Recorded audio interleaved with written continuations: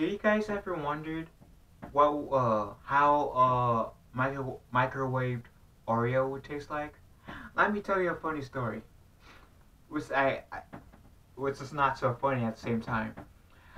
Sometime like last year, I wondered the same question myself, so I decided to get a paper plate, get an Oreo, put this Oreo and the paper plate in the microwave. And I set the timer on the microwave for 1 minute. Then of course I started the microwave. Then about 25 seconds in, the microwave decides to smoke. So I took it out and I saw that the cream part of the Oreo was bubbling.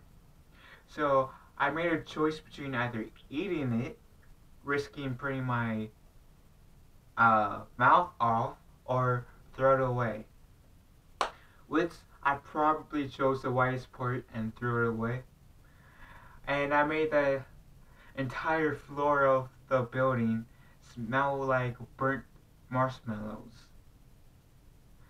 So, and if I didn't act as soon as I did, then the building I was in could have caught on fire.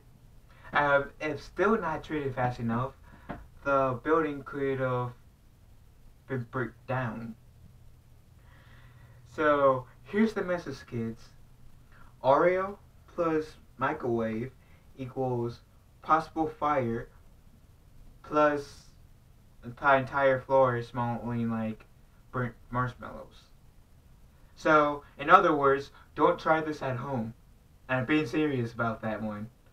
Out of this entire video, I'm being the most serious about. Don't try this at home. Don't. And what's mainly important is don't even attempt to microwave an Oreo, because that's what stupid people like me are for, and experts. Stupid people like me and experts are for. So yeah, because in this case, for me, curiosity could have killed the cat. Me being the cat, thankfully this cat did not get killed.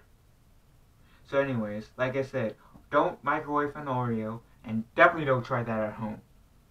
That's why I'm making this video. So anyways, yeah.